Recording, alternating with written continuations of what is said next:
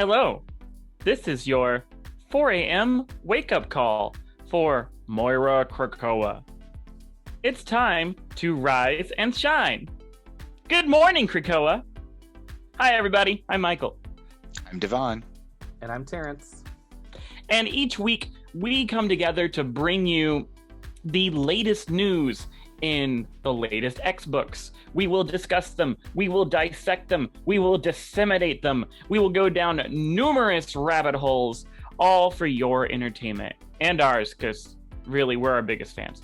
But we hope that you enjoy it. We hope that you will join us, because all mutants are welcome on Krakoa. How's it going, guys? It's going.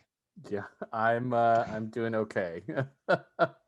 Moving in a lateral direction. Yeah, I'm progressing steadily toward my death in the inevitable decline of time and space on my fragile human body. But the good news I want to say is, we're on Krakoa now, so we will be immortal. Yeah, I want a story about a mutant who's pretty fucking boring and just lives their life and dies a quiet, peaceful death of relative old age, and they get brought back and do the same.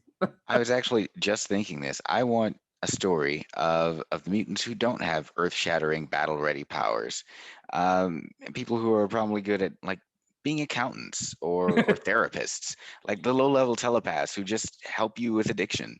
They have stories. Where are they? What are they doing? I want to know, the everyday lives of mutants living mundane lives. All right, whenever you say accountant, all I can think is that weird meme song that's been out recently, and there's when people ask me what I do, I just say that I'm an accountant. Nobody asks you questions when you say you're an accountant. What do you do? I'm an accountant. Where do you work? At a place where accountants work. Do you like your job? Yes, I like my job, and my job is an accountant. Yeah. Well, girl, you basically described Sage to a T. So she has a head for numbers. She's a low-level telepath. Okay, that's true. That's true. And Doug Ramsey is communing with the land. And apparently his wife. What a lot about her? Oh, well, yeah, not communing with his wife. Yeah. You mean he can't understand. I mean linguistically. But there may be a lot of linguistics going on. Mm-hmm. Insert Ursula the Sea Witch. And don't underestimate the importance of body language. Ha! I mean, never mind that if two societies had been separated for that many years, standards of body language communication would be completely different. Totally and the different. Fact that she's twice his size and girth. Yeah, I mean, he's interested. Kif from Futurama, who will be snoo-snooed by the most beautiful women of Amazonia. Then the large women. Then the petite women. Then the large women again. Doug's gonna die again of a crushed pelvis. The spirit is willing, but the flesh is spongy and weak. Spongy and bruised.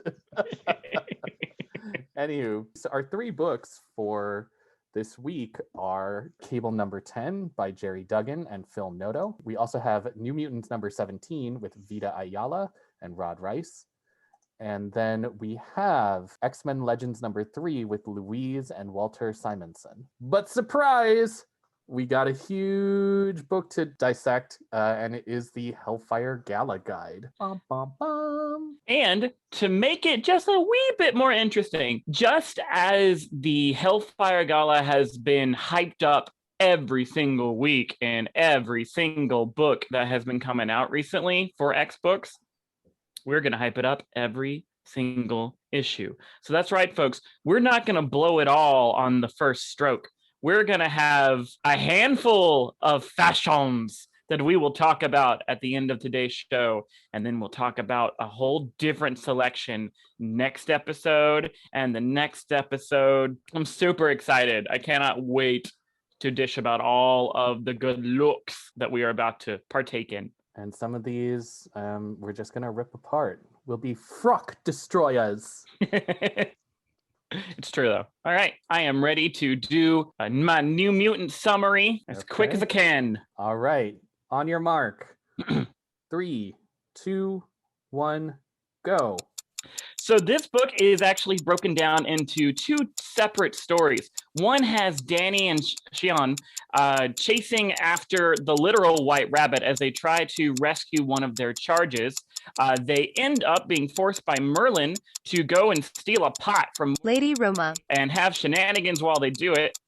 And then turns out it didn't actually matter. They eventually are able to get permission to take the pot because she doesn't care about it, but at the price that they must owe her a favor later.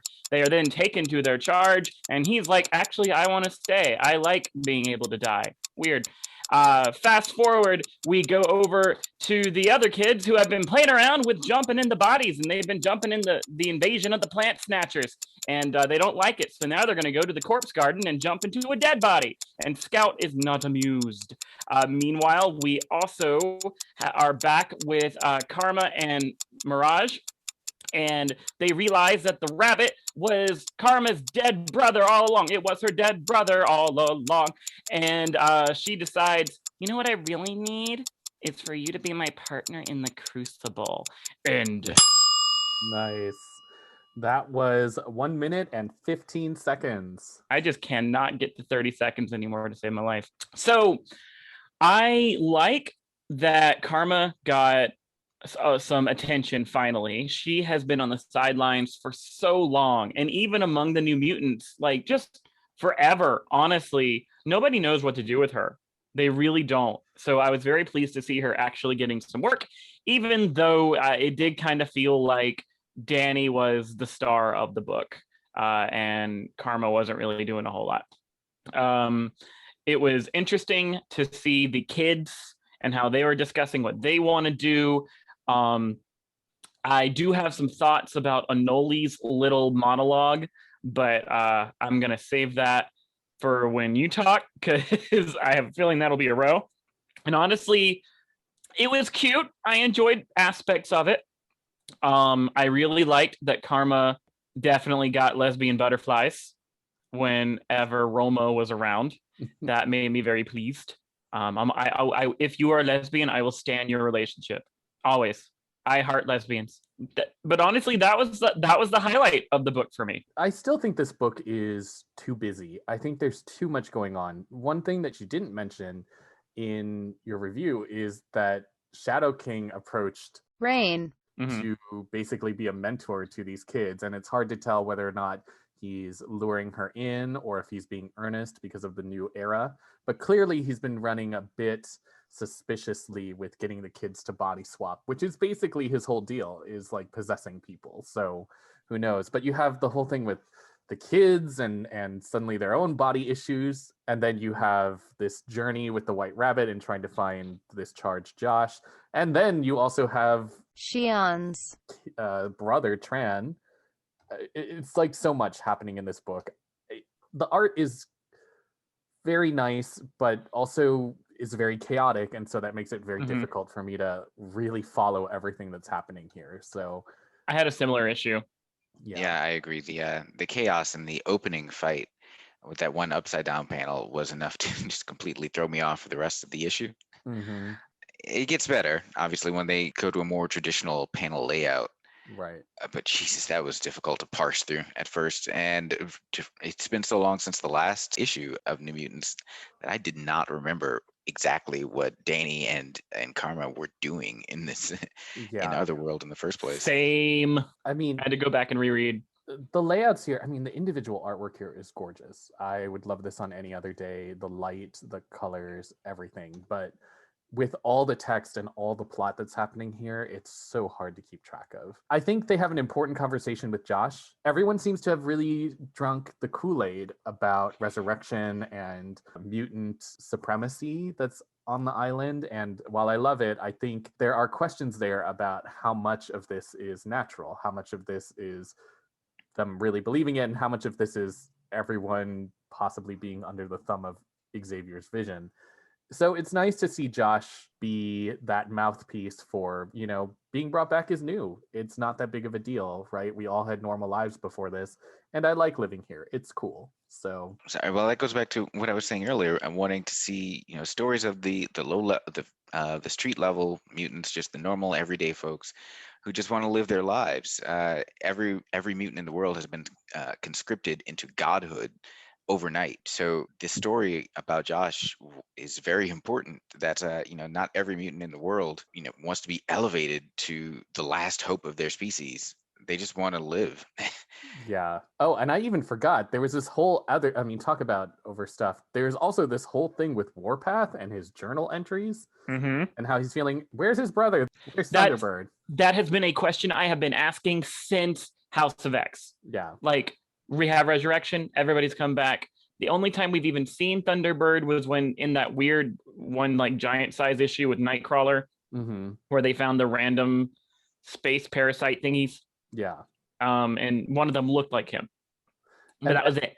Yeah, and similarly, I was looking through some of those looks in the Hellfire Gala, and I saw Jamie Madrox, and I was like, where's Layla? Same question.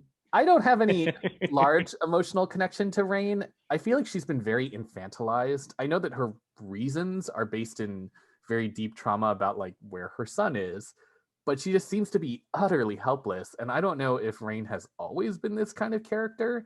Yes and no. Like, she's probably how do I say this? She is one of my least favorite New Mutants, which is saying something because I love dogs. So you would think. But no, she's always been very kind of whiny and self-doubting and prone to melancholia. And it makes sense when you consider the character's backstory. She's had a lot of trauma and all this other stuff. And and her child was murdered in front of her by her friend. So I get it. But at the same time, that seems to be the only character beat writers give her. She's just like in constant crisis. Poor Rain. Yeah, one of her most distinguished storylines was not realizing that she had ignored Doug Ramsey's dead body and sent him to his doom way back when he died the first time. Oh yeah, poor Rain. Somewhere, I just want to point out here, somewhere, Cosmar heard Shion uttered these words, "I need you to be my partner in the Crucible," and Cosmar shuddered with jealousy and apprehension. I knew this was coming. Because you know Mirage is going to say yes. Danny's going to be like, okay. And Cosmar is going to be like, really? Oh yeah, this is going to be a big thing. Which is probably the point. Pretty mutants get to be revived whenever they want. They get to die her whenever credit. they want. We don't know Danny's response yet. We just have the question posed and then nothing more. She could resist. I don't understand why she needs to go the Crucible route. Why? Like, can't somebody just pluck her brother's spirit out of her? It wouldn't be terribly difficult. I know you want to talk about this, so let's talk about this. Anoli's whole thing with Scout. This is my problem with the characterization of Anoli in this new era, is they just kind of throw him into whatever mouthpiece point of view they want. I don't doubt that Victor probably has body image issues. The character has never really been shown to feel that way in particular in any of his previous history, except to say that he doesn't really want to cut off his other arm because he's worried that it would also be big and scaly and ridiculous. So yeah, he's a little self-conscious, but the character's been otherwise pretty fine. So suddenly he's just totally immature and flipping out and really concerned about body image. I do think he brings up a very good point, which is that beauty standards don't just die away because you say that you want them to, right? They clearly come from mainstream flat scan society, and those things carry over even though they've created their shiny new island. And the thing that Scout doesn't really address here, and Victor does, is that Scout's like, well, this is the reason why we're on the island, and you should be fine with how you look, and people who made you feel bad are stupid. That's why we have this island. But Victor very specifically points out that it's even within Krakoan society that people feel this way. There is this dynamic between people who can pass, regardless of how traumatic or whatever their powers are, they have this beauty standard that they adhere to that other mutants do not. I think that's important to address. I don't think it would go away. If you wanted it to, you should have just written that it does. When I was reading it, all I could think was, well, isn't it appropriate that Terence is a Noli and I'm Scout? Because it really felt like our conversation. It's totally our conversation. Yeah, and I guess DeVon was probably like Martha in the background, just like, why don't I have a body? DeVon's I'd be more like Jonathan. Yeah, that's even better. Yeah, DeVon is totally Jonathan. He's like, chilling out, looking at things. Yeah, I'm a honey badger. Honey badgers don't give a shit.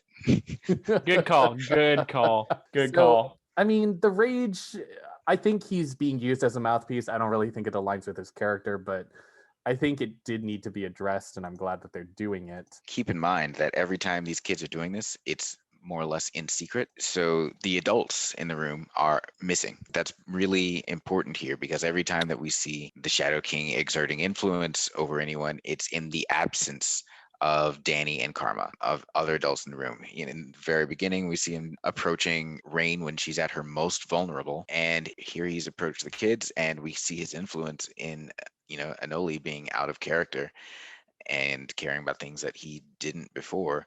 Gabby, Honey Badger, being the only character to rejected Shadow King's offer outright, is the only voice of reason that we have in this B plot with the power switching. And now they're escalating their experimentation with their powers by transgressing upon the Boneyard, which they should not know exists, because I was pretty sure that Prodigy kept that a very tight-lipped secret, even amongst X Factor, but whatever.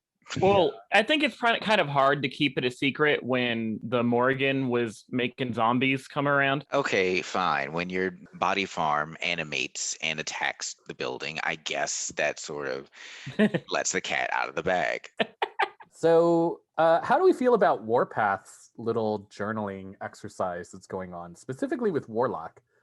I think it gives us an interesting view into more so Cypher than anybody. I found it very interesting that Cypher is spending so much time with his new wife, which on the one hand is great, but on the other hand, why would that bother Warlock? So there must be something else going on to bother Warlock, because he has never been the kind to shy away from Doug doing anything. Doug could straight up have sex while Warlock is his arm, and he would be totally cool with it. Well, that's why it bothers Warlock, because Cypher has insisted upon Warlock being separate from Doug while he's with his wife. Oh. So now Warlock is having to be autonomous and not part of his symbiote state with Doug, which is the only way we've seen him prior to X of Swords. Plus, Warlock is salty because he doesn't get to be part of that threesome with his best bud. I would be too. I thought we did everything together, man. Yeah, I mean, let's be honest. We're all expecting Cypher to be into pegging, right? Yeah, I mean, what do you think Warlock does to him all the time? You want hydraulic fingers? I can do hydraulic fingers. I did have another thought, though, about why Anoli actually is behaving this way. Do we think it could be related to the fact that his best buddy is dead? Best buddy and sometime jerk-off buddy and actually true lover? Rockslide, yes. One true pairing, Rockslide. Right. Yeah. That would kind of explain this weird behavior shift, right? It would, but I'm giving them too much credit to do that, because I don't think they've actually really given a shit about Rockslide and Anoli's history as friends. Rockslide dies, and you would think, who's the one character who's most attached to him? Anoli. Is Anoli anywhere to be found? Apparently not. So what if it's Cosmar? What if Cosmar switched bodies with Anoli and is possessing him? That's actually really good. Oh, I love that. Yeah, that would explain why this argument came out of nowhere.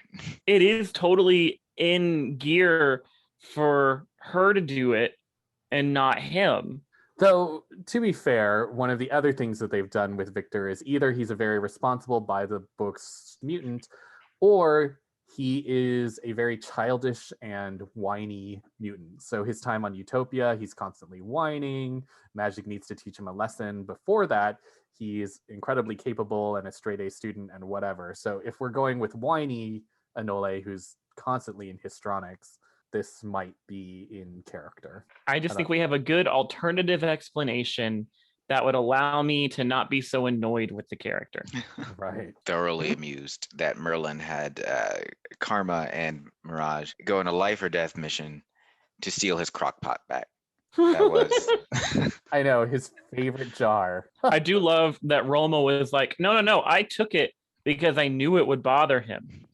And I also knew that he wouldn't ask for it back. That's why I took it. And that is the level of emotional intelligence and mean girls behavior that I am looking for in my day to day. right. That is the petty I aspire to. There it is. I know somebody that told me a term, slick petty. That's slick petty. I don't know. Merlin sounds like a total asshole, so I'm here for whatever Roma's doing. I don't think she's a mean girl. I think Merlin's he is running a magical police state. So yeah, if you look at old Excaliburs, Merlin's always been an asshole. So I'll take Cable number 10. Ready? 3, 2, 1, go. Kid Cable does some really dumb stuff that Emma quickly disabuses him of and tells him to go talk to his dad, who's getting fitted by Jumbo Carnation. Before he can tell him what's going on and how he really wants old Cable to come back, Scott loops him into Daddy and Son Oracle arrest, and they decide to go where 2 Oracle mutants have been causing trouble over in the UK, kick their asses, and drag them back to where they need to be. And then in the meantime, I guess old Cable was able to fight these demons who were gonna fuck him up. That's it. That literally is it. 34 seconds. Yeah, nothing happened. Love Phil Noto's artwork. I generally like the Cable storyline. I just feel like, what was the point of this issue? Nothing really happens. Nothing moves forward. It's just Cable wrestling with the same idea he had at the end of the last issue. And Scott tells him why he thinks that Kid Cable should give his own life a chance instead of going back to old Cable. And I mean, I don't think he convinced him. And they fight some mutants, and then we get like 2 very brief, generally confusing and pointless pages with old Cable where he fell down a hole and suddenly demons are there who want him, and they never took his sword from him, so he just immediately is able to decapitate them. Like, okay. Also, then we've never seen old Cable with a sword before. That's the point.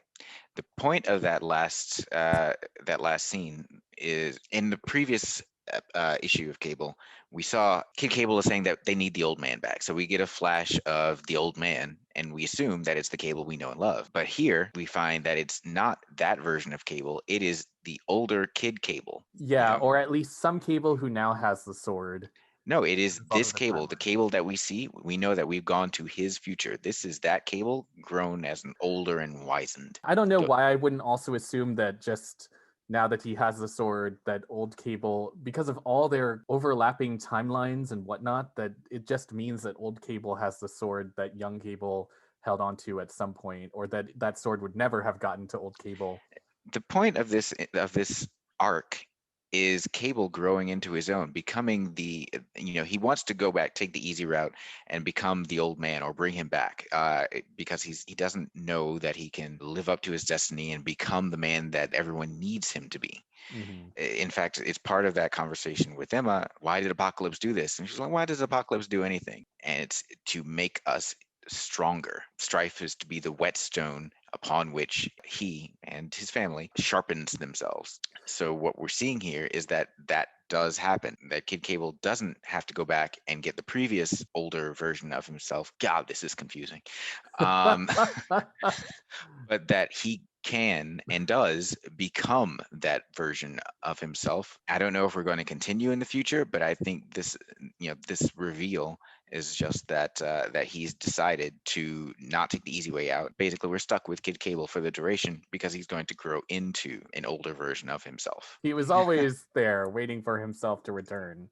Right. That does track, though, because at one point, Kid Cable, in a previous issue, he had like a nuke in his arm or whatever, and he uses it as a kid, and then they show older Cable who's like damn it, kid, because the kid took the nuke and now he doesn't have it. Yeah, and even after he shot him, he's like, you should have seen this coming. And he's like, I did see this coming. Yeah, and that was the previous old Cable, the classic, old Cable classic, we'll call him that. Yeah. And not new Cable. We've got Cable Classic and new Cable. I'm just not convinced that old Cable is so divorced from new Cable. I feel like we're just going to get folded in that Kid Cable will always be old Cable at some point. I totally get your theory, though. I think it is actually a very solid one, narratively very satisfying. Well, technically, they are the same person. Also, not a theory. This is what happened. But It's a theory. It's not a theory. It's what's happening. I'm sorry, you can't follow.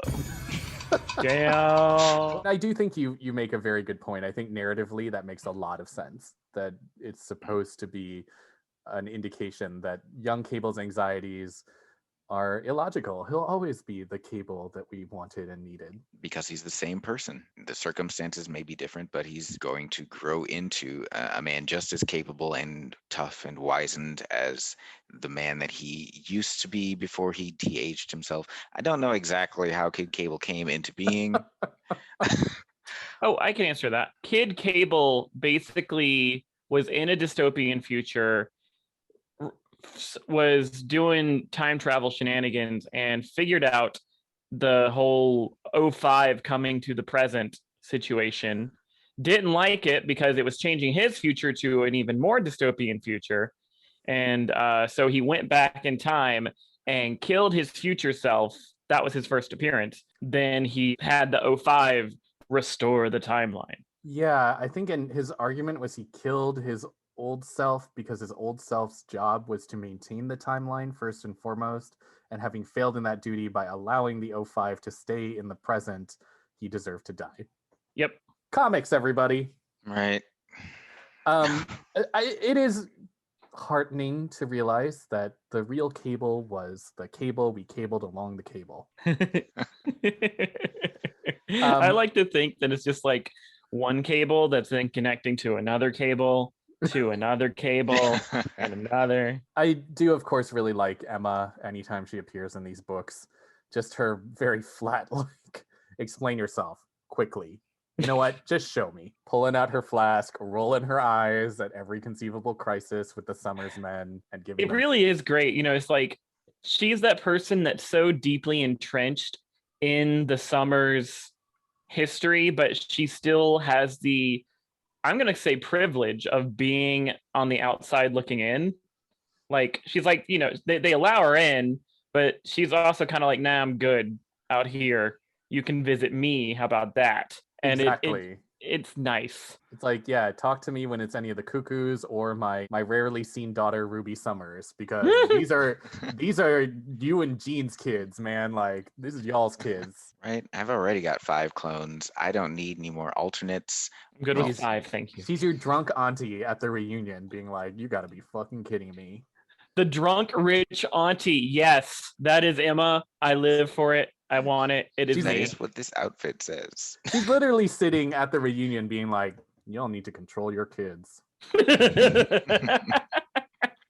It's interesting to start seeing more of the Oracle Mutants now. I don't feel like they really pan out because their big characteristic is that they're supposed to be so immensely powerful, and this bruiser type was taken out pretty easily. And frankly, the psionic type passed out from getting shot in the leg. Yeah. Okay, so granted, this is their first time drinking. You know, I'm giving it that. But they're supposed to be so strong, and alcohol is nothing more than a biotoxin. They can't handle a little poison, non-fatal poison. I think you're overestimating the strength of the Oracle Mutants, and I think that they are overselling exactly how tough and wizened they are.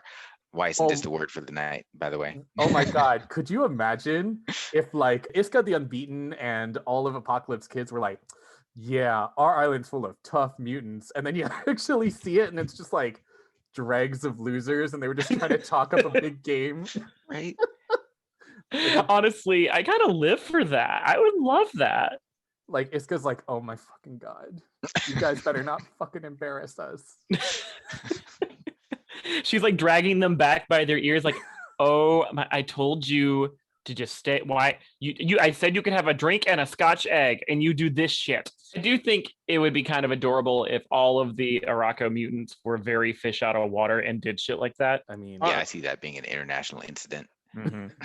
Honestly, DeVon, at this point, you should just be writing because you've got some great ideas so far that have definitely. been better than what we got. You would think that if you have an island of mutants who are incredibly volatile and very warlike by nature and by circumstance, why would you just grant them access to the very soft and squishy flat scan earth around them? I don't think they did. There are no portals on Oracle, and they had to sneak onto Krakoa and take one of the gates. Yeah. Just like, I mean, there's precedent for it in New Mutants where Josh just snuck out. It's not like the security's super tight, apparently. There is no security. Well, isn't Sage supposed to be tracking each and every mutant who comes and goes? Yes, but what can she do about it? Who can enforce it? She can track it. She can alert people. But there are lots of other fires to put out right now. That's true. She is only an accountant. Apologies to anyone who's an accountant. I have nothing but respect for the noble office of accountants. Nobody asks you questions when you say you're an accountant. He's more like dispatch. Right. Yeah, she really is. I will say I did enjoy, there was a great cute moment where Cyclops blasts one of them into the ceiling. I just really appreciated that all the onlookers were like, oh, golf clap. Well served. I did think it was touching for Scott to talk. You know, I hate it when a character has something to say and they just never get around to saying it because someone said something heartfelt. Very tired trope to me. But I do like that Scott is giving a very good reason. He's like, look, old Cable had a very difficult life and his time is over. This is your opportunity as my son to actually have one where you're raised by me and your mother. You know. Now, pause, because Scott and Jean both spent several years in the future raising Cable. As granted, they did it in different bodies. What he means is a situation where there's like a toilet.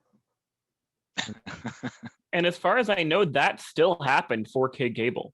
Like, he still had Slim and Red raising him because he was about the age he is now when they disappeared. Yeah, isn't that when they get sent back is when he's like a teen? Yeah. But now he gets to spend time with, plumbing. And 5 identical blonde women who are all into him. Maybe. While it's been great that we've been talking about traveling to the future, we've been focusing on current events that are leading up to the gala. But, with all this time travel, it just makes me kind of hungry for a trip into the past. If only there was some kind of book that allowed me to learn about a story I hadn't seen before in X-Men Days of the Past. Anybody know of a book like that? Sounds like maybe X-Men Legends might fill the hole. Yeah, fill that hole. My plot hole needs filling. It's true, though. So, DeVon, are you ready to give your summary of X-Men Legends number 3? As ready as I'm gonna be. All right. On 3, 2, 1, go.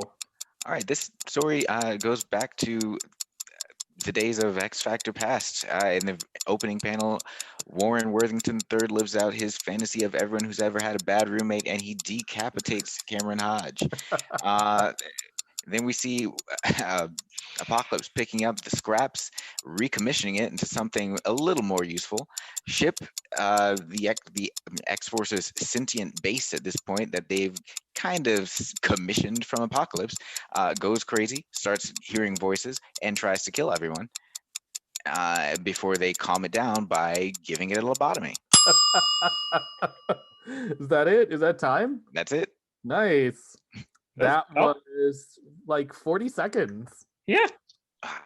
And pretty much what happened. Like, yeah, that's accurate as shit.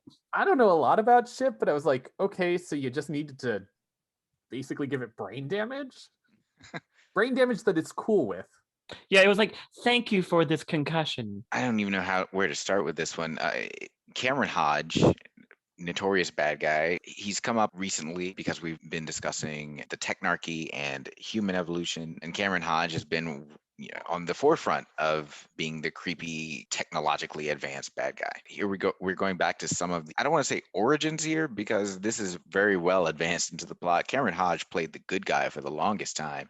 He was one of the founding members of X Factor along with Warren, and they were college roommates, which is how they knew each other. Of course, they didn't know that Cameron had a serious hate boner for Archangel this entire time, mostly because he was a mutant, probably also because he was better looking, more charming, and richer than Cameron.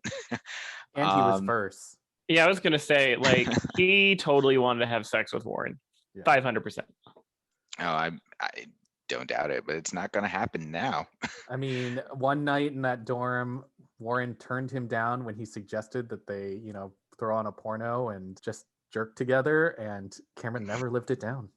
He's like, no, that's gay, bro. Ugh, you fucking mutants. Well, he spent the rest of his life trying to regain that moment. I mean, the logic is baffling with Hodge. I guess he was empowered by one of the demons from Inferno, but he's like, I would do anything because I hate you mutants, including being given a new body and powers so I can fight these mutants you want me to fight and then fight you. Like, do you really think this dude who's given you a robot body doesn't have some backup plan if you decide you want to turn on him?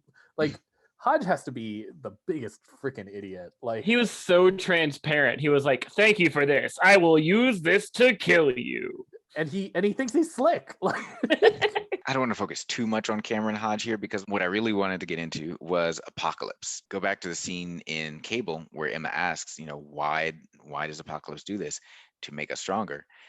And while we didn't get a whole lot of development of Apocalypse in his new light, now that we have more information on his background thanks to Hoxpox, it did allow me at least to see his actions with a little more clarity. Yeah, it makes little sense for him to power up this guy who's actively plotting to kill him in his face, other than to test the X-Men, which is classically his thing even back then. But now there's some more context which makes that a little tastier. I did think that with the previews for this issue, what's been going on with Cable and a lot of Cable's existential issues with, like, why did Apocalypse do this?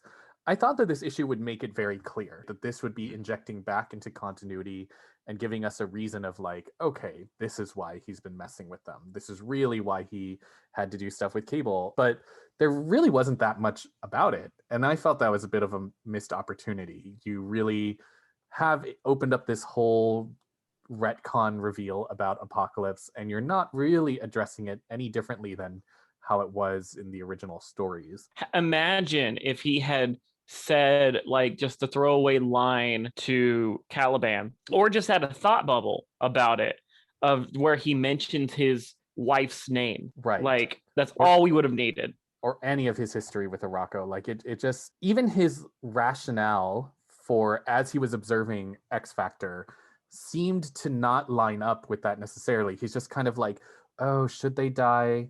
If they can't solve this thing with Ship, like, maybe they should. No, they need to die. And he sends Hodge after them to kill them.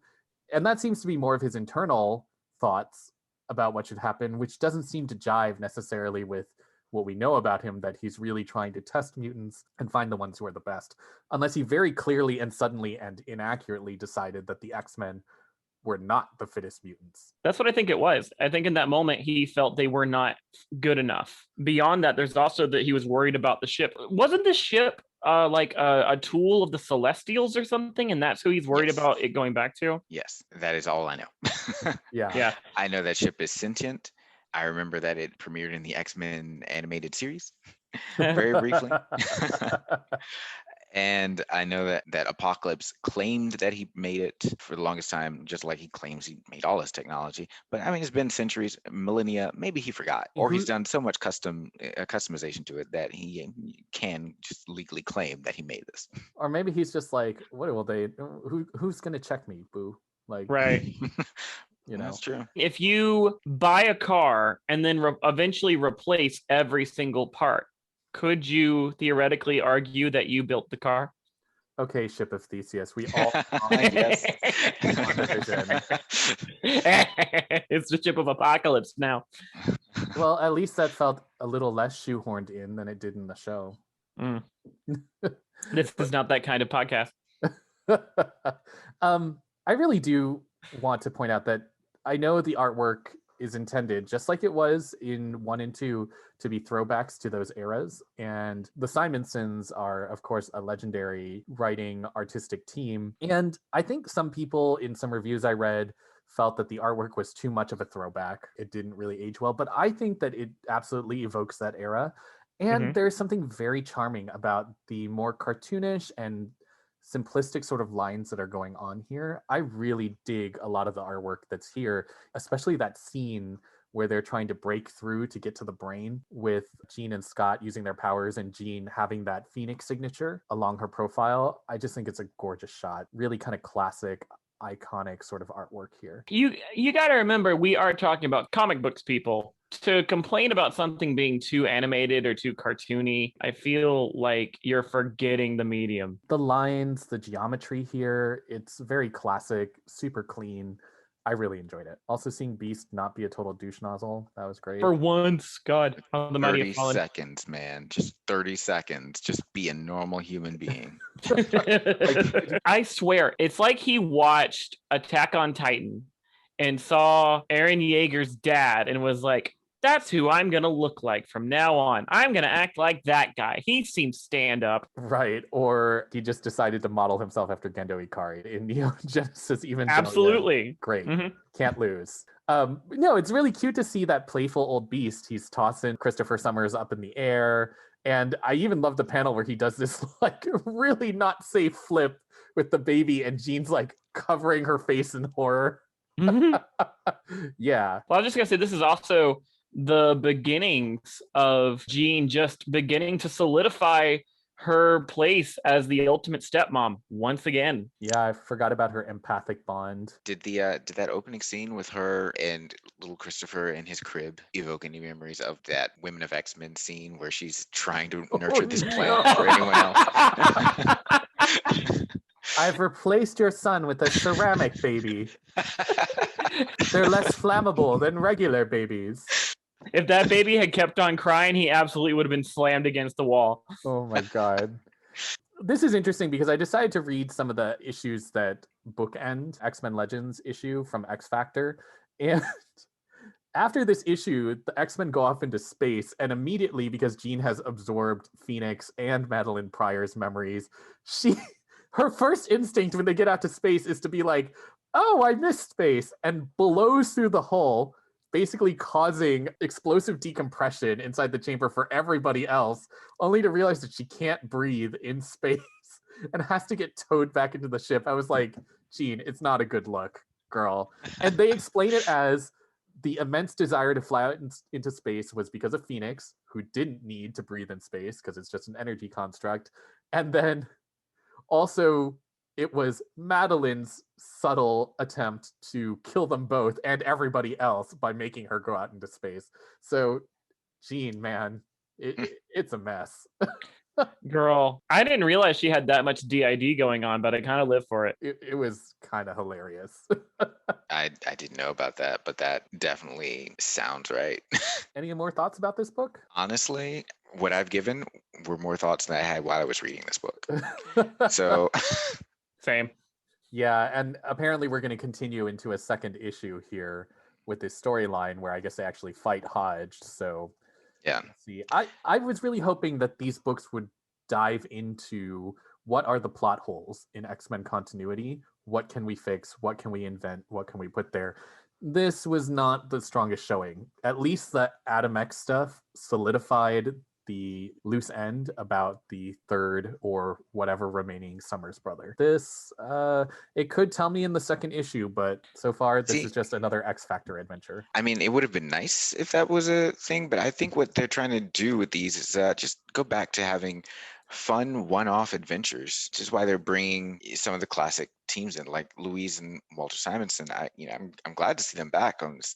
This felt like an old encapsulated story, but yeah, to have the weight of this continuous universe enveloping all the stories might be too much. Yeah, which is why we have these little adventures in Legends and whatever. That's Because true. we can't tell any now. I guess this will bring us to our tops and bottoms for the week. Yes. I'm gonna go first. I just don't think that any of these really made the top. Nothing really happened much in cable. X-Men Legends was all right, and New Mutants. There's just so much going on there. I agree. I don't have a top this week, and I'm really sad about it for the same reasons. You see, the only reason I'm tempted to make Cable a verse bottom, who just might have to do the work this time, is because of Jumbo Carnation's appearance and Emma's appearance at the beginning. That's literally it. I enjoyed those little moments, like with Scott talking to Jumbo and Jumbo being like, oh no, don't worry, I get it. You don't want to be like an attention grabber, but you still want to look good. I got you, girl. And like, especially that one moment when Jumbo is like, you could always have chosen not to come to me. And then like in the tiny letters, it's like, which would have been a mistake. Yeah, like, or you'd risk looking a fool. Which, right. I mean, given some things that we've seen so far in the gala reveals, yeah, you should have gone to Jumbo Carnation, girl. Mm-hmm. But that's as high as I can go. Yeah. Just for those two scenes. So then I guess I'll casually throw my top to New Mutants. I will maybe you know what? No, I'm not playing by this hierarchy anymore. Damn it. I will not be constrained by this. They're all bottoms. You've all shamed me. It's a triple elimination this time. None of you survived that lip sync. They weren't horrible. None of them were that great this week. It was a meh week. There's a lot of setup for storylines that are to come that may or may not be more exciting. Yeah, these were definitely the Mortal Kombat 2021 of comic book issues this week. We can talk about that after the show. Why give a good comic when you can just tell people that you'll give a better comic later? So we've got our bottoms and our bottoms and our bottoms. So let's move on to what we've got coming up next week. Hopefully a stronger crop of books. In Destiny's Due Dates. Looks like we have Marauders number 20, Hellions number 11. Oh, there's a little special coming out called X-Men Curse of the Man-Thing number 1. Oh, I thought this was going to be more about Peter's gala costume. Well, that's pretty much it. But even though the Hellfire Gala is coming and not here yet, we definitely got a lot of look reveals from the Hellfire Gala guide that was released this week. You may all be wondering why we haven't discussed these as of yet. We were hoping to discuss them all once the gala issue dropped, but there are many more of them, and will probably be a lot more actual content in the issue than we will probably have time to cover. So we're going to, institute this little segment here where we discuss a couple of them every issue until the issue is finally released. Yes, and actually, to help us ring in this segment, we have a very special guest. She was recently resurrected, and we never even knew that she was a mutant. I can't give her name due to copyright infringement, but she is reportedly on the green carpet for the gala right now. So let's see if we can't go to our mystery correspondent. Oh, I have to tell you. Oh, I am just so excited here. I have never seen such gorgeous garments in all my life. Oh, is that Storm? Storm, can you talk to me, sweetie? Is this Kevlar? I love this. This is gorgeous. The last time that I had a nice big cloud of gas like this, I cleared a room. Oh, let me tell you, that was a long ride. Anyways, God. Back to you folks in the studio. Oh my God. Wow. Speechless. Utterly speechless. Yeah, so we have our fashion correspondent on the green carpet here. Who do we want to talk about first? Why don't we start with our illustrious host, Emma Frost? These designs were by Russell Dodderman. All right, so Emma Frost was given not one, but 3 looks to turn at this gala as its host. Okay, so the first one we have here is Emma enrobed in furs and with a diamond crown upon her head. What are our thoughts here? Oh, It's so just damn gorgeous. She is the Diamond Crown Queen for me. It is regal. It is just stunning. The X across the chest is a great callback to her old new X-Men costume. I love the crown. I love the slip of leg that we see. And these diamond shoes. Oh, I didn't notice those. You're right. Those are completely impractical. Oh, of course. I give this A minus, and I only give it a minus because it is so clearly a reveal. Yeah, as much as I like this look, I am giving it a B plus because the looks that it transforms into are even better. I love the callback, like you said, to the new X-Men costume with the revealed chest here. That said, I feel that this is not a very clever callback to it, because Emma's costume was incredibly clever in that it was the pieces that themselves didn't seem to lead to anything, actually forming that very bare and striking X on her chest. In this case, the only thing I kept thinking about was the impracticality of carving a clear X letter in this fur. I mean, Jumbo Carnation can do anything, but this is just literally an X carved out of her chest. The crown, I think, is definitely regal. I could be persuaded on it. I feel like it's not really her style. I think Emma has always been a bit more chic and light and delicate with her fashions. And the crown is heavy and chunky. Is she a chunky jewelry girl? I don't know. But it is audacious. It is very breathtaking. Definitely a stunner. If you walk in here, it's a turning head sort of look. So I'll give this a B. Well, let's not forget her original costume, the fur-lined cape, which this is also a callback to. Gotta give it points for that. So our next look is this one here. I love it. She drops the cape and reveals this slinky off the shoulder, almost bathing suit thing. But the crown here is what I really love because it's like the glint of light on a diamond. And that's just chef's kiss. Love it. It makes me think of, in Drag Race when they have those big reveals in the lip sync, she sheds it off. And this is like right when the chorus crescendos. Like this is the part where she really dances into the beat, This does look like something Beyonce would wear on stage. I love the throwback here. We have more of a suit look. And so this is taking us into more of Emma's time with Gen X, where she was wearing, the suit coat with the corset underneath, but it's been updated here. It's off the shoulder. I think the headpiece is, I hadn't thought of it the way DeVon did, that it was the glint off of a diamond, but Emma has turned fully to diamond form here. I love that the dropped cape, I don't really know if it's supposed to transition from the first look, but is clearly secured to her wrists. So she's trailing that behind her. The only thing I don't like here is I don't like these white spats that are over her shoes. That's the only thing I could do without. I would give this look a minus. I give it honestly a B plus because of the shoes. I feel like the shoes are like cosplay hooves. Yeah, I can see that. The shoes are not my favorite part of this outfit, but I do like the transition that we're seeing here from Emma's original costume, callbacks to from her original costume from her premiere with the cape and fur, to her business suit where she's trailing her past behind her.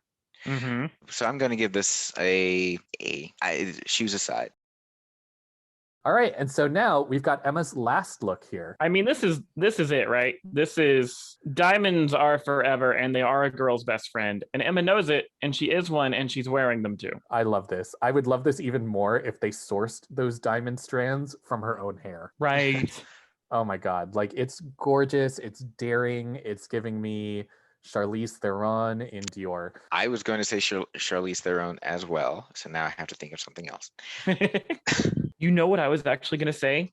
Her hair specifically reminds me of Jamie Lee Curtis in True Lies in that scene when she takes the water out of the flower pot and soaks her hair back so she can steal her man back. Oh, yes. That's what it makes me think of. She's just like dripping in these jewels and diamonds. It's so breathtaking. I love it. I think the shoes are much better here. You've used that white fabric, but you've given it structure, a lot more purpose than just kind of sitting on top of her shoes in the previous look. It's great. I love the half gloves. super trendy, gorgeous. And she is not wearing any panties. I mean, there may be a cup. I mean, there might be a little tuck tape there, you know? Like a little pad thing that goes, covers the essentials. Because that thing is not riding close to her body. That's going to lift off on her chest and just sway around. If you're on any angle look, you would see the whole business. Right. It is, right. I mean, and it's strands. You can, I definitely have to give this, I'd say I give this an A+. Same, A+ for me. She is dripping in literal jewels. I mean, I love the little half gloves, that tiny little detail, the shoes. It's an A+ for me. But she's the host, of course she's going to. The most. This is why she made sure Jumbo Carnation was resurrected. She adored him back in New X-Men, so she needs to make sure her favorite. I mean, he's basically her McQueen. I thought you were going to say her DeMichelangelo. Her Versace. Oh my God, we're gonna beat that joke in like a dead horse by the time all these are over. Versace. Yes. So this week we got to revisit our original 5 X-Men in X-Men Legends. So let's see what they've got sporting for the Hellfire Gala as well. Our first here is Angel. So I'm never going to be mad at a man exposing his chest. That's just a fact. He's really leaning into the Deva vibe, lots of cherubic qualities here. I swear when I saw his shoes at first, I thought that he was wearing like some kind of sandal with socks. I was very confused, but it looks like those are just boots. I would say that this gives me and don't cancel me for this one, it gives me a bit of that New York Trump vibe, that Hugh Hefner kind of vibe here. It's very flashy, right? You have your metals, you have your primary colors, you have patterns that are lining in the interior of that. At first I thought this was a suit jacket, but it's clearly split down the back. But you have this vibe about him. He's got this big gold chain. It's very ostentatious. Warren is someone who is used to wealth, and he looks like that kind of CEO who would walk around at his own party that he's hosting. So maybe if not Trump, more like a Hugh Hefner kind of vibe. It makes sense for him. It's not my favorite look, but it works for him. I do like the small dab of blue makeup on his brow. That's moving it towards something a little bit more interesting. But yeah, you have your metals here. You have your probably silk fabrics. It's kind of flowing, not very tight fitting. It's given me that CEO sort of vibe. It looks great on him, but it doesn't say gala to me. I like the center clasp, the X, which is reminiscent of the X symbol that was on his original costume, same position. I am a big fan of the blue in this jacket. The lining of it is drawn very beautifully. I don't necessarily like the pants or boots. The boots do give you that quality of a Talon, which seems to speak to the fact that, even with his feathery wings, he still has that archangel past in him, so there's something threatening there as a bird of prey. I imagine that if he was throwing his own soiree, he would be walking around kind of like this with a drink in hand, seeing how everyone's doing.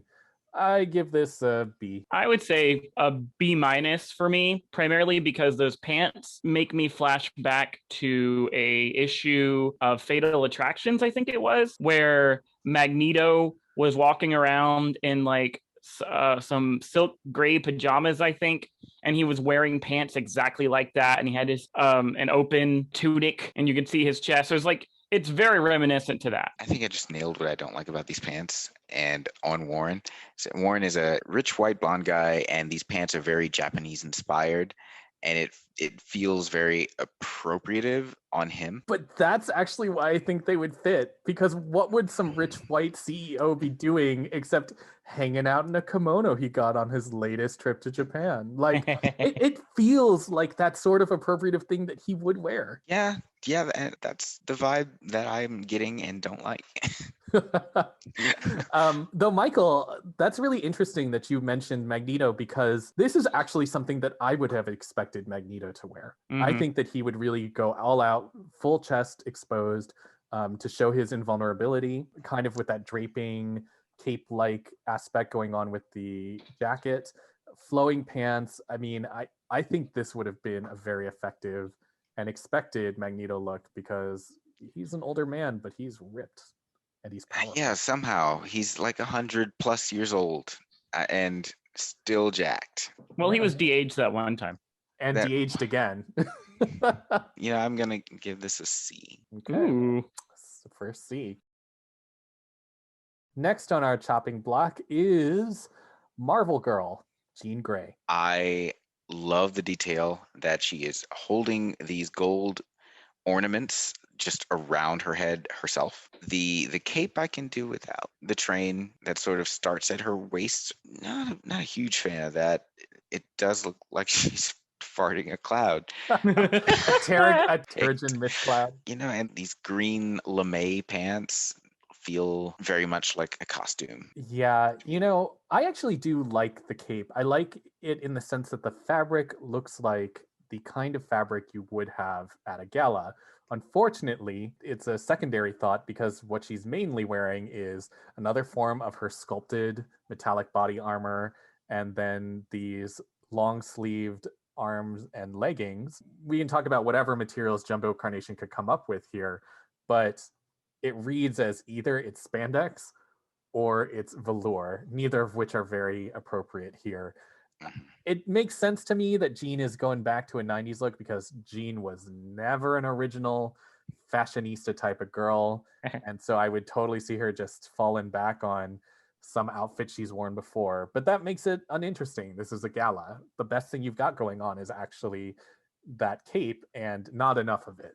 The headpiece, I'm not as into. I think it's cool in the idea, but in itself is not cohesive enough to read as a true fascinator or headpiece or mantle. It's just this big freaking thing that she's holding in front of her face, getting in everybody else's way, which frankly is very Jean. So I really like the train. I love a train. And I also really love, probably my favorite part of this outfit are the fascinating fascinators.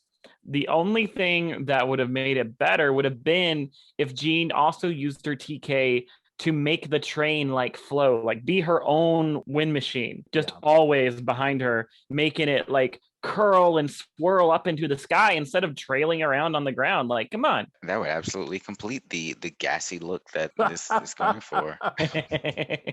But like, I also my main detraction for this look is that it does look like she's ready for battle. Yeah. And this is a gala, sweetie. You're not here to fight.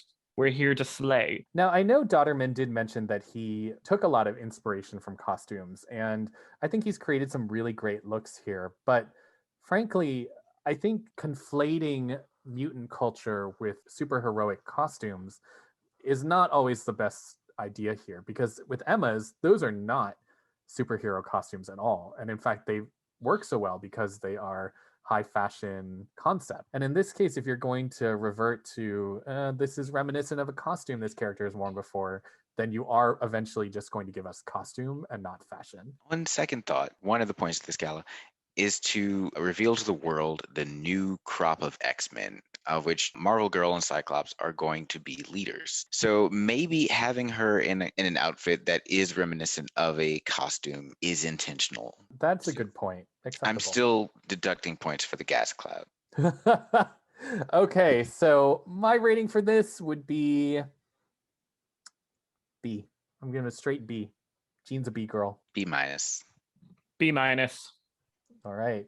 But bringing that topic in for them being showcased and revealed as the new members of the X-Men team, so maybe there is more of a battle-ready concept here, might explain our next X-Men, Cyclops.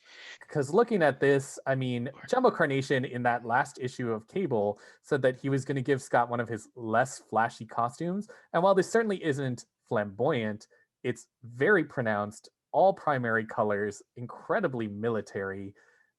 I think Scott does not look great here. I think he looks like a security guard. Mm-hmm. But I would never have called this a less flashy outfit. Scott has never been fortunate in his fashion. Facts. Nothing he has ever been put in has been what you can call fashion forward or attractive. I like him in jean shorts. All of his outfits have been just terrible. I mean, look at his X Factor outfit. Do you remember that? Yeah, with the blue and white. Yeah. Oh, God, that was awful. My favorite Cyclops outfit is his 90s. Pouchorama.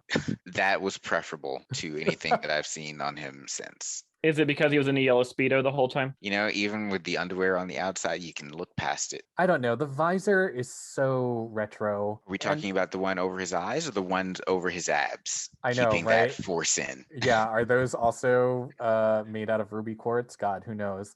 The visor is just not, it's not interesting. It's not sleek. It's so chunky. It's meant to be graphic, I can tell, but it doesn't read anything other than outdated to me. The X on the chest makes no sense because if we're looking at this, even if it was a covered jacket, it looks like the left side is crossing over. Why would the X show up after a space here? There's no cutout. So it doesn't read well to me. I don't think it's a clever use of the X design. Yeah, I'm not into this. I give this a C, and that's being generous. Yeah, when I look at his visor, first of all, it immediately makes me feel like Cyclops belongs in that old movie, The Running Man, right? Like he's one of the killers coming after Arnold Schwarzenegger. So that's what that makes me think of. It's not bad. It's not great. It's not bad, though. This is why you don't put restrictions on Jumbo Carnation. The man has 4 hands. Don't shackle him down. I do love the sleek boots or leggings that he's got going on. Those are cute. No, honey. This is a onesie with shoulder pads. Yep. And an ab window. It's like you just want to push it and he'll start saying one of 7 pre-recorded phrases while it glows. Well, you just described all of Scott's personality. How dare you, sir? I say a C. C minus. All right. So moving on, we've got Iceman. When I first saw this, I was kind of excited. I was like, all right, Bobby, work. He's got a lovely train. He's got some little faux wings, or he's even got like heels. You know, he gave himself some extra height. But at the same time, this kind of makes me think of, there's a character from Bleach that has a similar look when his Bankai is unleashed. And that's who this makes me think of. I know who you're thinking of. He's the one who has the ice wings. The point is, he looks very anime. You know, this to me is a Monet. It is something that at first glance, from a distance, it looks pretty good. It seems high fashion, it seems avant-garde, but when you get up close, it's a big old mess. I mean, this is 100% Lady Gaga fare right here. That's right. How dare you? Come for me, internet. Because what do we have here? You know, first I want to say, so these designs now are by Matteo Lolli. Clearly, Iceman is embracing more of the queer, the transgressive, the feminine, and because he's been on his own journey with his sexuality, and that's nice to see. But what we have here is a very messy corset. Okay, I mean, this is like Drag Race. You thought you could throw a corset on it and make it a look. It's not a look. The train is clunky, chunky, and messy. The shoes are kind of nondescript. There's nothing about them other than their platforms. The jewels here are just very chunky and indelicate.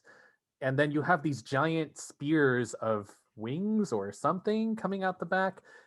And here's the thing about it is that we're finally seeing Iceman, it looks like, with long hair, but we have literally never seen Bobby look like this. So nothing about it other than the fact that it's made out of ice makes me think about Iceman, his personality. What has he been going through?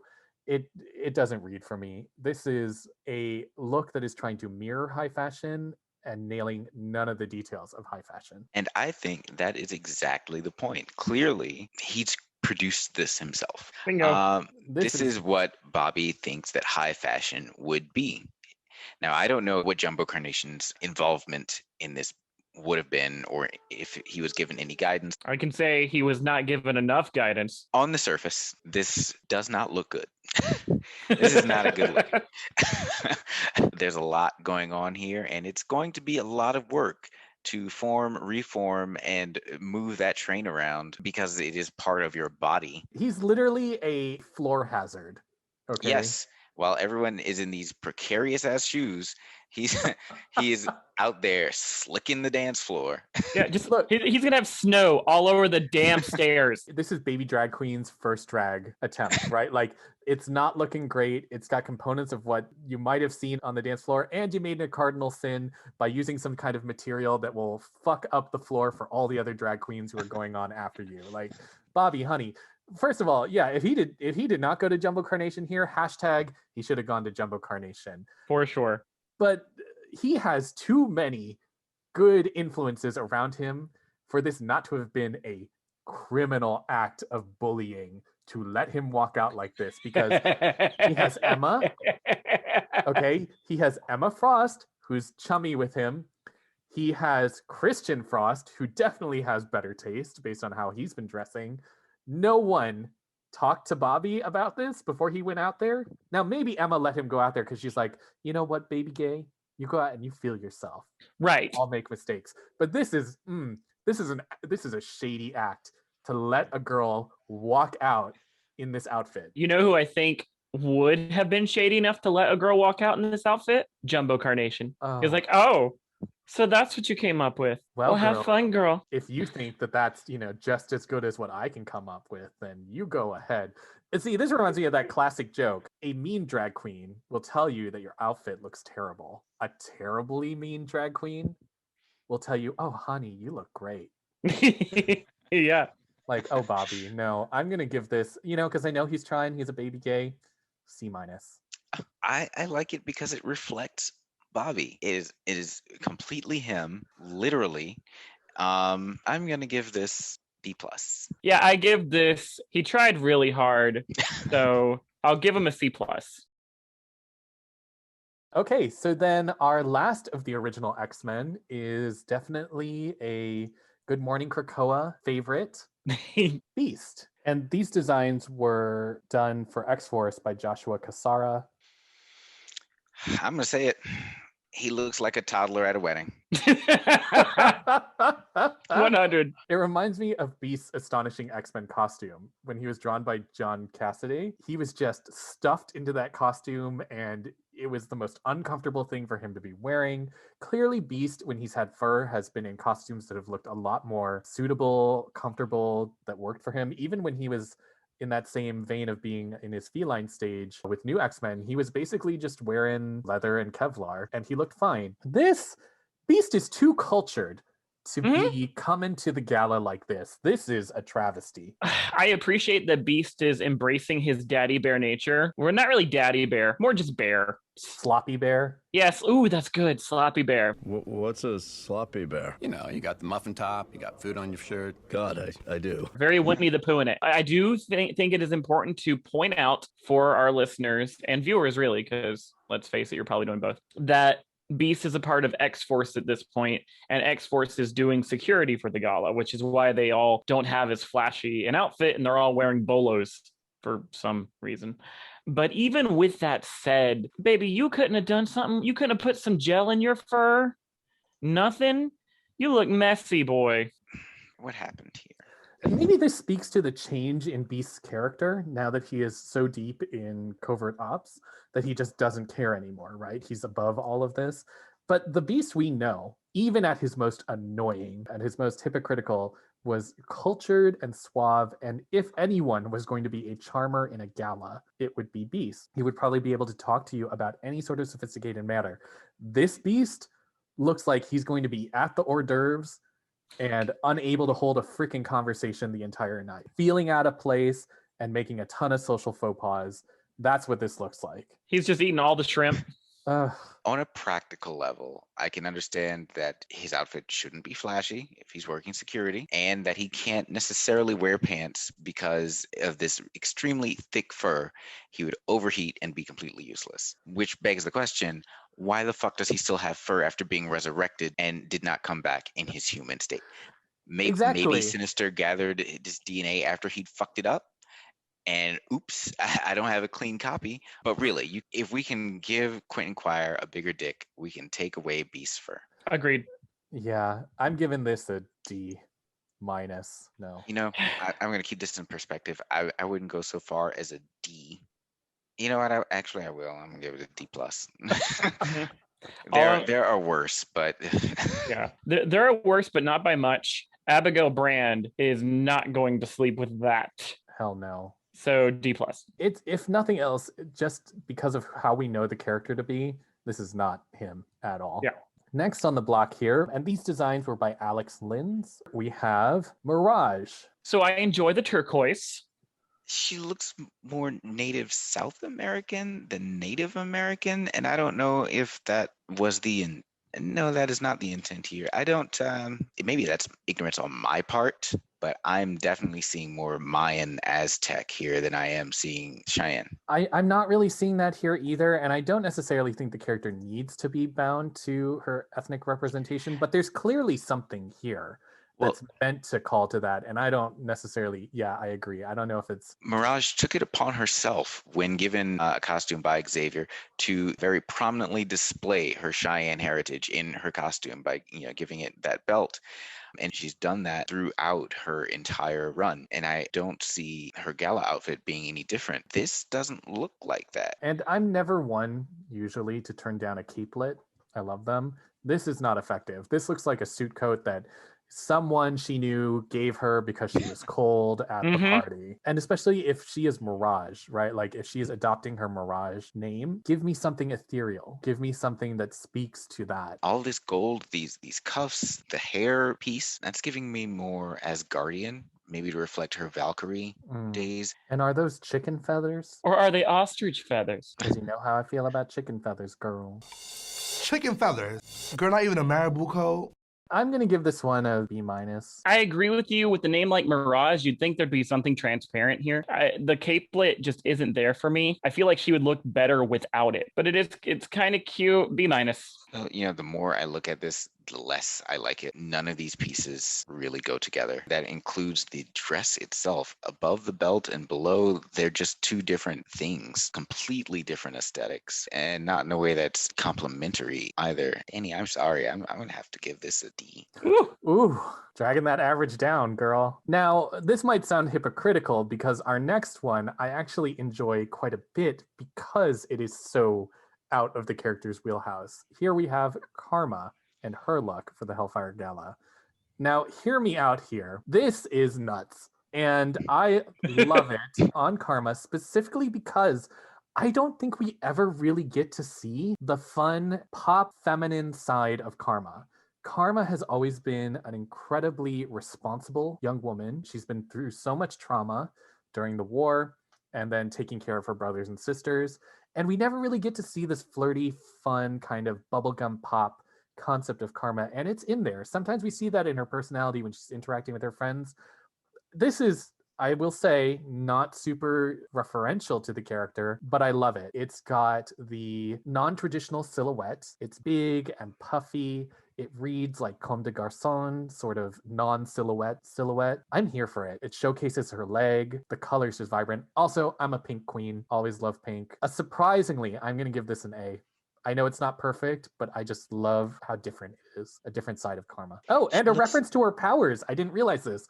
A reference to her power color. To her power color and to the effects that surround her head and her target with the collar here. She looks uncomfortable. It looks hot. Oh, to me, that looks like the most comfortable freaking thing you could be wearing. This is like your comforter. Who needs a bedspread? Because you can lay anywhere and fall asleep. Yeah, but Iceman better be melting his shit all over the place because she's going to be burning up. I don't think it's the temperature that bothers her. I think it's Shan has never shown off this much skin before. I don't like it. I mean, this mock thing. It looks like it came from Bjork's garage sale. I love it. That's why I love it. That is like the essence of haute couture, right? It is surprising. It's interesting. It's debonair. There's nothing about this that I like. It's all one color. There's nothing really interesting. It is just this giant cup that she's wearing upside down that she popped her head through. I'm gonna have to give it a D-.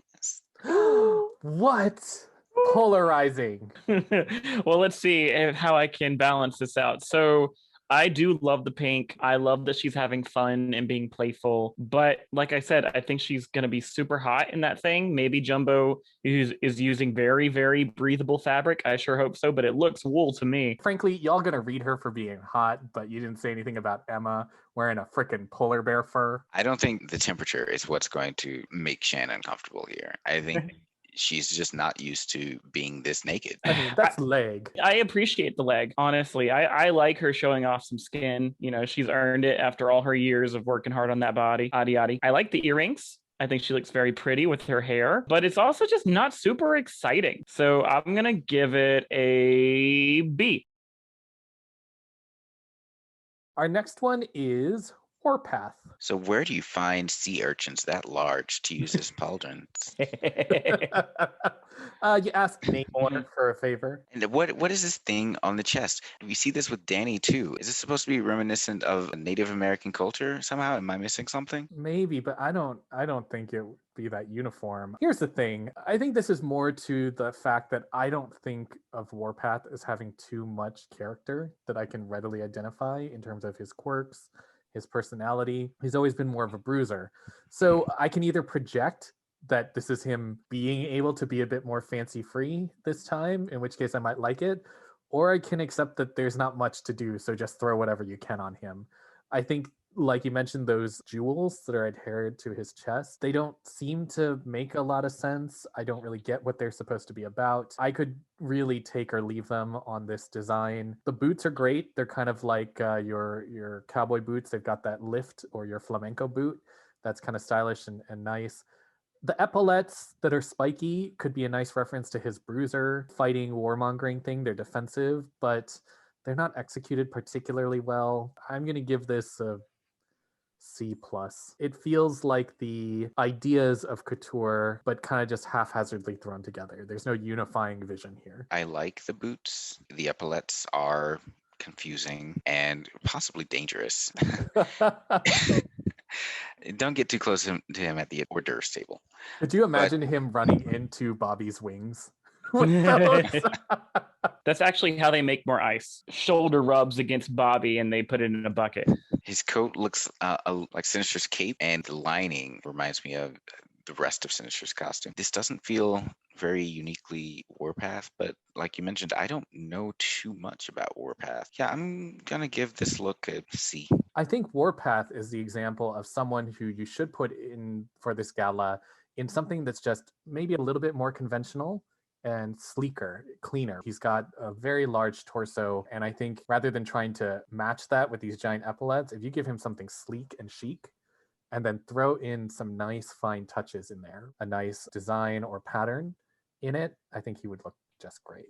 This is too busy. I think what he should have done, and I'm just going to say this for all the men for obvious reasons, he should have exposed his chest more. Like, imagine if he was wearing a blazer without this red stuff in the middle and we just saw his bare chest underneath. You know, maybe the stones were on there somehow as well, and then we do something with the epaulets, but he's too covered up. So I give it a C+. And our last one here, just to throw that out there, Warlock. He's adorable. He's doing his best. Warlock is that pug that has a hard time breathing at the dog park. He is the dog at the party who has a little bow tie on because it's still a black tie affair. I'm giving this to him. I'm going to say A+ because he's the goodest boy. You know, he did his hair. That can't be easy for him. B+. F-. What? Oh my God. Damn. He didn't even put on an outfit. This is lazy. This is the outfit. No. Look, I get it, Warlock. You've never worn clothes before, but this is the gala. You could have talked to somebody. Even if it wasn't Doug, you could have talked to somebody and they could have told you to wear a tree or something. I don't know. How are you going to design an outfit that is going to be more attention grabbing, more eye popping than the character himself? Like living technology and a cartoon Right. face. Come on. He can become... I need effort. I need you to put in some effort. This didn't take him anything at all to do. This was tons of effort. He's estranged from his best self friend, and he has to explore a whole culture he has no concept of. He is doing his best. My Yes. judgment stands. Wouldn't he just absorb anything that you put on him? No, he's developed enough control so he doesn't eat all organic material. But he will eat all of those hors d'oeuvres. That's facts. He will take out all of the cocktail weenies. All right, so those are our rankings for these characters for the Hellfire Gala fashion. So then that means that in this round, our highest ranked outfit of the evening is Emma Frost's full diamond look. You are the winner of this challenge, darling. Diamonds are forever, and this is everything. She is her own best friend. Those were our thoughts on some of the outfits from the Hellfire Gala. If you want to hear about the others, we'll be putting out more content in the future about them. So stay tuned and check it out. Yep. And I would say that is plenty of work for us this time around. Thank you all so much for listening to today's episode. As always, if you like us, please send us an email at goodmorningkrakoa@gmail.com. And always like, comment, share, and subscribe. We really, really need the love. Please. We're desperate for it. Well then, without further ado, good morning, Krakoa, and good night.